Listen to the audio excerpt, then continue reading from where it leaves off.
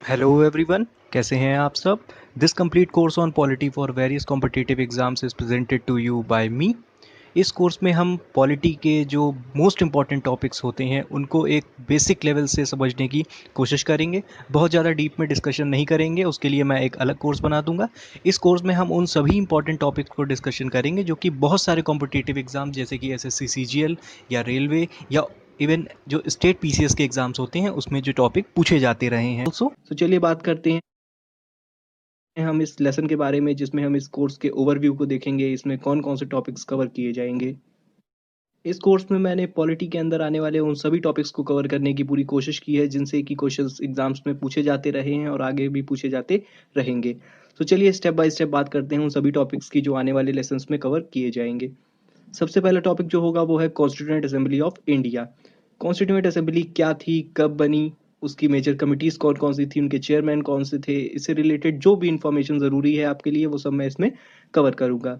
फिर हम आएंगे salient features of Indian constitution पे। हमारे इस कॉन्स्टिट्यूशन के कौन कौन से मेजर फीचर्स हैं, जैसे कि parliamentary form of government, quasi federal structure या जो भी और भी फीचर्स होंगे वो सब मैं इसमें कवर करूंगा।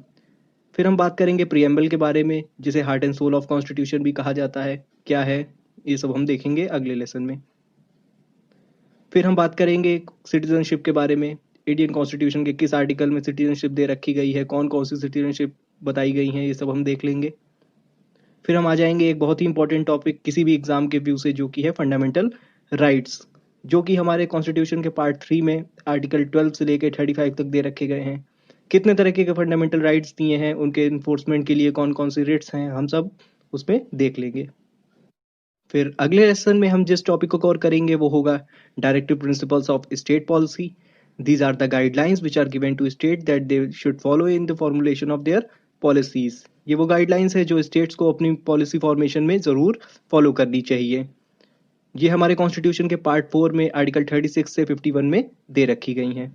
फिर हम बात कर लेंगे फंडामेंटल ड्यूटीज़ के बारे में। ये हमारे कॉन्स्टिट्यूशन के पार्ट 4A में आर्टिकल 51A में दे रखी गई हैं। कौन कौन सी ड्यूटीज़ हैं ये सब हम अगले लेसन में देखेंगे। फिर हम एक बहुत ही इंपॉर्टेंट टॉपिक पे आ जाएंगे जो कि है प्रेसिडेंट एंड वाइस प्रेसिडेंट से रिलेटेड। उनका इलेक्शन, क्वालिफिकेशन, पावर्स या जो भी नेसेसरी इंफॉर्मेशन होगी आपके लिए वो सब मैं इसमें कवर कर लूँगा। फिर हम बात करेंगे पार्लियामेंट के बारे में। लोकसभा, राज्यसभा, इलेक्शन, क्वालिफिकेशन, जो भी ज़रूरी इंफॉर्मेशन होगी वो सब। फिर स्टेट लेजिस्लेचर एंड एग्जीक्यूटिव को अगले लेसन में कवर किया जाएगा। फिर हम बात करेंगे सेंट्रल स्टेट रिलेशन में। ये भी काफ़ी इंपॉर्टेंट हो जाता है कि सेंट्रल और स्टेट के बीच में पावर्स को कैसे डिस्ट्रीब्यूट किया गया है, किन मैटर्स पे सेंट्रल लॉ बना सकता है, किन मैटर पे स्टेट लॉ बना सकती है, कितने तरीके की लिस्ट दे रखी गई हैं जैसे कि union list, state list, concurrent list, ये सब हम देखेंगे। फिर हम आ जाएंगे जुडिशरी ऑफ इंडिया पे। सुप्रीम कोर्ट, हाई कोर्ट या और जो भी इससे ज़रूरी इंफॉर्मेशन होगी वो सब उसमें कवर हो जाएगी। फिर एक और बहुत इंपॉर्टेंट टॉपिक जो कि इमरजेंसी प्रोविजन है, हमारे कॉन्स्टिट्यूशन के आर्टिकल 352 से 360 तक दे रखा गया है। कितने तरह की इमरजेंसी दे रखी गई हैं, उसमें क्या होता है, वो सब हम उसमें कवर कर लेंगे। फिर हम आ जाएंगे शेड्यूल्स अंडर इंडियन कॉन्स्टिट्यूशन।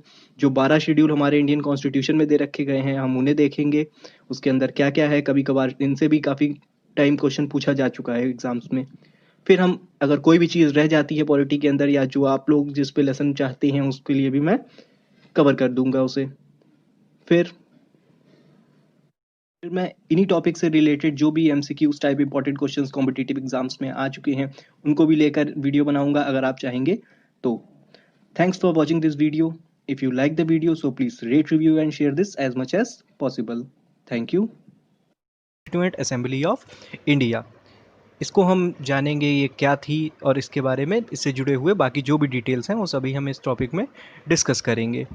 तो लेसन स्टार्ट करने से पहले ये है मेरे बारे में थोड़ा ब्रीफ इंट्रोडक्शन, इसे आप पढ़ सकते हैं। जो इस लेसन में पहली बार आए हैं वो इससे पहले वाले लेसन में एक बार जा कर के ओवरव्यू भी देख सकते हैं, जिससे उन्हें पूरा शेड्यूल पता चल जाएगा कि कब कैसे कैसे कौन कौन से लेसन एक के बाद एक आएंगे। ठीक है, तो ये मेरा ओवरव्यू है, इसे आप देख लीजिएगा। और अगर ये वीडियो पसंद आए तो इसे लाइक ज़रूर करिएगा, शेयर ज़रूर करिएगा, कमेंट करिएगा और इस चैनल को सब्सक्राइब भी करिएगा। तो चलिए बात करते हैं इस लेसन के बारे में। जैसा कि मैंने आप सबसे कहा, इस लेसन में हम बात करेंगे कॉन्स्टिट्यूएंट असेंबली ऑफ इंडिया के बारे में। वो क्या थी, कब फॉर्म हुई, उसकी मेजर कमिटीज़, प्रेसिडेंट और जितनी भी रिलेटेड इंफॉर्मेशन है वो सब हम इसमें देखेंगे। चलिए आगे देखते हैं। यहाँ पर आप देख सकते हैं मैंने कुछ इमेजेस अपलोड की हुई हैं। यहाँ पे आप असेंबली की मीटिंग्स की एक दो इमेजेस देख सकते हैं।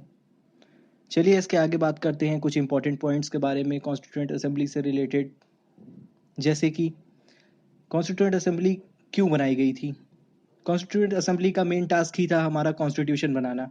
The constitution of India was framed bye constituent assembly which was constituted in 1946 under the cabinet mission plan.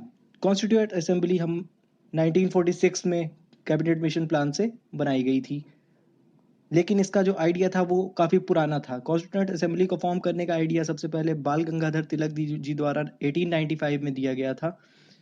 उसके बाद 1934 आने तक ये डिमांड काफ़ी तेज हो गई, जो कि आगे 1935 में ऑफिशियल डिमांड बन चुकी थी। इसके बाद हम मीटिंग की बात करते हैं कॉन्स्टिट्यूएंट असेंबली की। तो इसकी पहली मीटिंग जो हुई वो 9 दिसंबर 1946 में हुई, जिसमें इसके टेम्परेरी प्रेसिडेंट डॉक्टर सच्चिदानंद सिन्हा जी को बनाया गया। ऐसा क्यों किया गया था, डॉक्टर सच्चिदानंद सिन्हा जी को ही क्यों प्रेसिडेंट बनाया गया था? इसके पीछे केवल उनकी सीनियरिटी ही एक मेन रीज़न थी और कुछ नहीं। उसके सभी मेंबर्स में सबसे ज़्यादा सीनियर यही थे और इसी वजह से इन्हें उस टाइम का टेम्परेरी प्रेसिडेंट बनाया गया था। उसके बाद उसके 2 दिन के बाद ही इसकी सेकंड मीटिंग हुई, जो कि 11 दिसंबर 1946 में हुई, जिसमें कॉन्स्टिट्यूएंट असेंबली के permanent president doctor Rajendra Prasad जी को चुन लिया गया। यहाँ पर आप ध्यान दीजिएगा, डॉक्टर राजेंद्र प्रसाद जी को कॉन्स्टिट्यूएंट असेंबली का प्रेसिडेंट बनाया गया था। अभी ये हमारे कंट्री के प्रेसिडेंट नहीं इलेक्ट किए गए थे। उसके बाद हम बात करते हैं ऑब्जेक्टिव रेजोल्यूशन की। डॉक्टर जवाहरलाल नेहरू जी के चेयरमैनशिप में 13 दिसंबर 1946 के दिन ऑब्जेक्टिव रेजोल्यूशन को मूव किया गया, जिसमें काफ़ी डिबेट भी हुई कई दिन तक, लेकिन उसके बाद 22 जनवरी 1947 को इसे अडॉप्ट कर लिया गया। अब बात करते हैं ये था क्या, ऑब्जेक्टिव रेजोल्यूशन क्या था। ये एक तरीके से गाइडलाइन थी जो कि कॉन्स्टिट्यूशन बनाने के लिए फॉलो की जानी थी आगे। उसमें क्या क्या डिमांड रखी गई थी, किस तरीके से कॉन्स्टिट्यूशन बनाया जाएगा, उसके अंदर क्या क्या फीचर्स होने चाहिए, यही सब इसमें बताया गया था। तो चलिए देखते हैं मेन ऑब्जेक्टिव्स कौन कौन से थे हमारे इस रेजोल्यूशन के। पहला, to have a written constitution and to proclaim India as a sovereign democratic and republic nation. एक रिटन कॉन्स्टिट्यूशन हो हमारे पास और इंडिया को सॉवरेन डेमोक्रेटिक और रिपब्लिक स्टेटस प्रोवाइड करना। अगला objective, to have a federal form of government with the distribution of power between central and state. Federal form of government होनी चाहिए जिसमें सेंट्रल और स्टेट के बीच में पावर का वेल डिफाइंड डिस्ट्रीब्यूशन होना चाहिए। उसके बाद, to guarantee and secure justice, equality, freedom of thoughts, expression, belief, faith, worship, association to all the people of India. हमारे इंडिया के जितने भी लोग हैं उन सभी को जस्टिस, इक्वालिटी, फ्रीडम, ये सब जितने भी फंडामेंटल राइट्स हैं वो दिए जाने चाहिए। ये आपको कॉन्स्टिट्यूशन के पार्ट 3 में देखने को मिलेंगे। उसके बाद, to provide adequate safeguard for minority, backward and tribal areas. Minorities and backward caste के लिए भी एडिक्वेट प्रोटेक्शन होना चाहिए। तो ये थे हमारे मेजर ऑब्जेक्टिव्स ऑब्जेक्टिव रेजोल्यूशन के। ये रेजोल्यूशन बहुत ही इंपॉर्टेंट है, कई बार पूछा जा चुका है। इसके किसकी चेयरमैनशिप के अंदर इसको लागू किया गया था, कब किया गया था, तो ये ध्यान रखिएगा। इसके बाद चलिए अगले पॉइंट की तरफ चलते हैं। ये देखिए, the draft of Indian constitution was presented in October 1947। Constitution का ड्राफ्ट, मॉडल ड्राफ्ट 1947 अक्टूबर को प्रेजेंट किया गया। Drafting committee, one of the committee of constituent assembly, एक बहुत ही इंपॉर्टेंट कमेटी है जिसके चेयरमैन थे भीमराव अंबेडकर जी। इसके बारे में हम डिटेल में आगे पढ़ेंगे।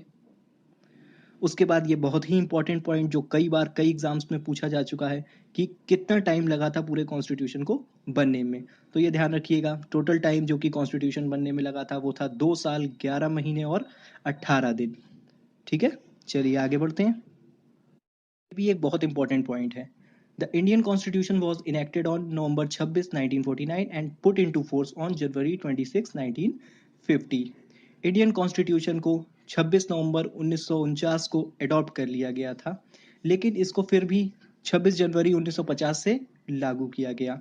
ऐसा क्यों किया गया था? जब 26 नवंबर 1949 को इसको अडॉप्ट कर लिया गया तो फिर 26 जनवरी को हम क्यों रिपब्लिक डे मनाते हैं? इसके पीछे भी एक हिस्टोरिकल रीज़न है, क्योंकि 1930 में 26 जनवरी के दिन ही इंडियन नेशनल कांग्रेस ने पूर्ण स्वराज की घोषणा पहले ही कर दी थी। इसी वजह से इनेक्ट होने के बावजूद हम अपना रिपब्लिक डे 26 जनवरी 1950 को मनाते हैं।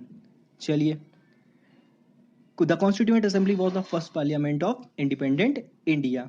इंडिपेंडेंट इंडिया की पहली पार्लियामेंट कॉन्स्टिट्यूएंट असेंबली ही थी। चलिए अगले पॉइंट की तरफ मूव करते हैं।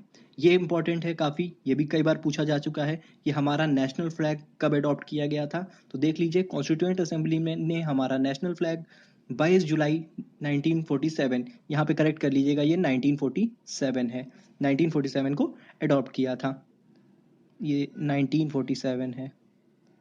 उसके बाद अगले पॉइंट में बात करते हैं टोटल एक्सपेंडिचर की। टोटल कितना खर्चा आया था कॉन्स्टिट्यूशन बनने में, तो लगभग ये 64 लाख के करीब आया था। कई बार कभी कभी ये भी पूछा जा चुका है।